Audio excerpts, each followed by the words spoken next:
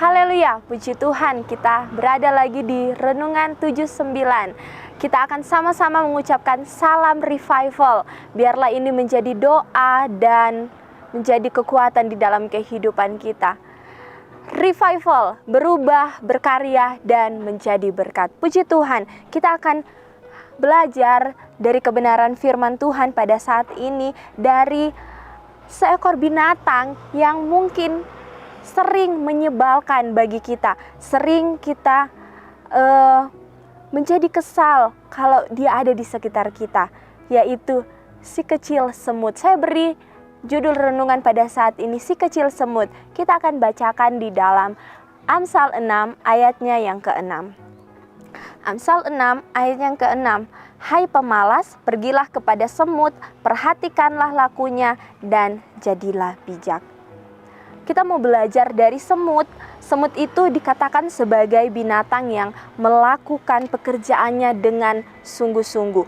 Semut itu dia tidak menunggu perintah dari pimpinannya, karena memang perkumpulan semut itu mereka tidak punya pimpinan. Mereka punya ratu semut, tetapi ratu semut tidak memimpin barisan mereka.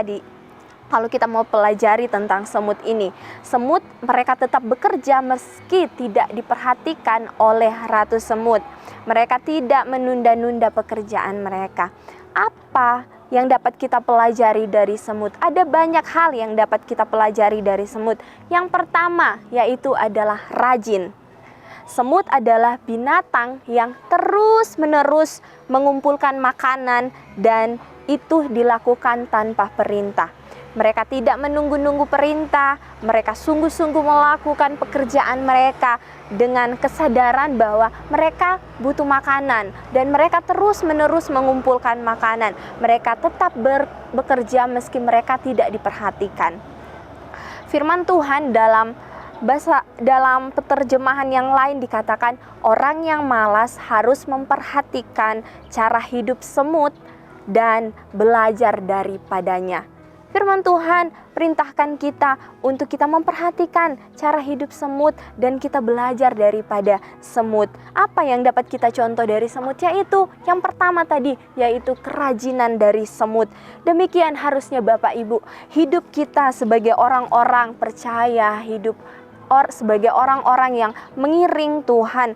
Kita tidak menunggu-nunggu ketika kita disuruh berdoa, baru kita mau berdoa. Ketika kita disuruh untuk ibadah, baru kita mau ibadah.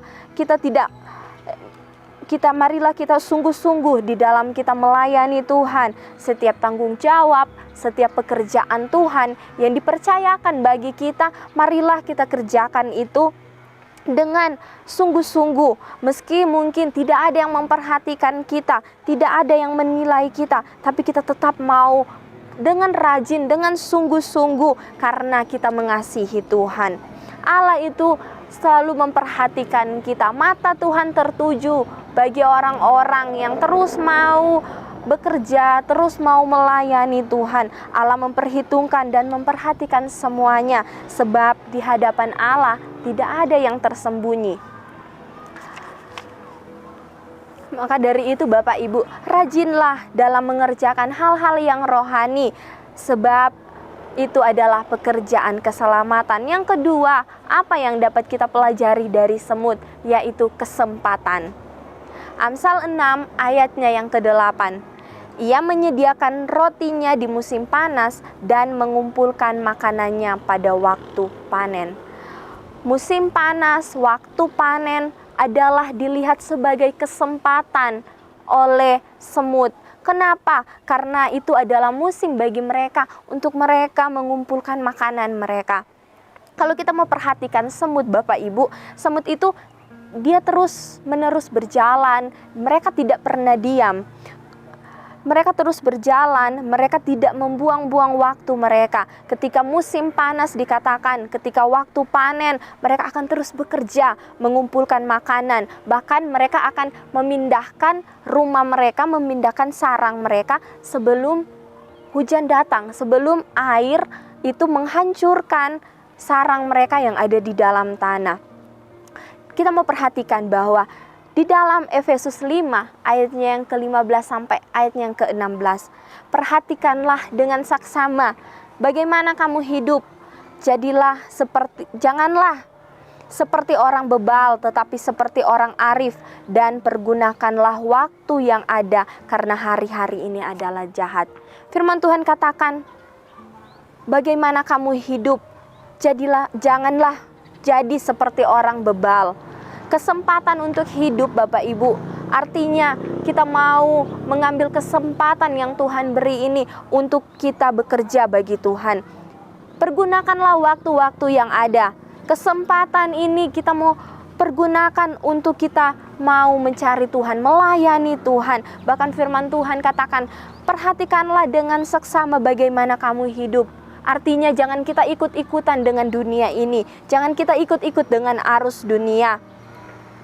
2 Korintus 4 ayat yang ke-16 firman Tuhan di sana berkata bahwa tetapi meskipun manusia lahiriah kita semakin menua dan semakin merosot, tetapi manusia batinia kami diperbaharui dari hari ke hari.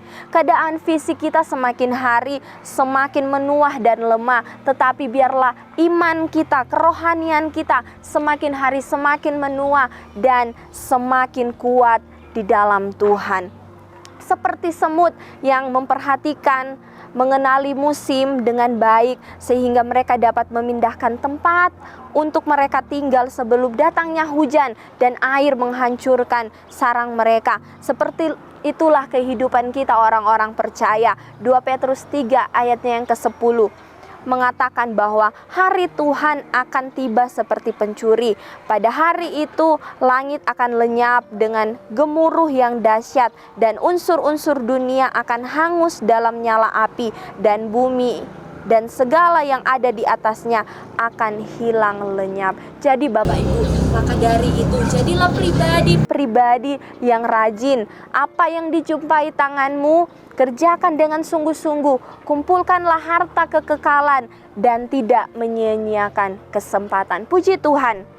Biarlah kebenaran firman Tuhan ini dapat memberkati kehidupan kita semua. Dan kita akan sama-sama menghafalkan ayat kita pada saat ini, yaitu di dalam Amsal 6 ayat yang ke-6. Amsal 6 ayatnya ke-6. Hai pemalas, pergilah kepada semut, perhatikanlah lakunya dan jadilah bijak. Puji Tuhan. Terima kasih Bapak Ibu Saudara-saudara yang dikasihi oleh Tuhan telah mengikuti renungan 79. Kiranya dapat menjadi berkat bagi kita semua dan bagi Bapak Ibu Saudara yang ingin didoakan untuk pokok doa tertentu, yang ingin menceritakan kesaksian baik mujizat, kesembuhan dan pemulihan, masalah keluarga dan lain-lain, dapat disalurkan melalui chat WhatsApp di nomor 0813 2742 0088. Puji Tuhan, kita akan berdoa merenungkan kebenaran firman Tuhan. Terima kasih Tuhan, Engkau terus bentuk kami melalui kebenaran firman-Mu. Engkau membawa kami untuk terus belajar, bertumbuh melalui kebenaran firman-Mu. Engkau akan terus membentuk kami menjadi jemaat-jemaat yang terus bertumbuh dan menjadi berkat Tuhan. Dimanapun kami berada, biarlah kami dapat mempermuliakan nama-Mu. Terima kasih Tuhan Yesus yang baik. Tuhan tolonglah supaya keluarga jemaat GPDI El Shaddai Magelang menjadi kuat oleh kasih karunia dalam Kristus Yesus. Kiranya kami mengejar keadilan, kesetiaan, kasih dan damai bersama-sama dengan mereka yang berseru kepada Tuhan dengan hati yang murni. Terima kasih Tuhan Yesus. Kami sudah berdoa di dalam nama Tuhan Yesus Kristus. Haleluya. Amin.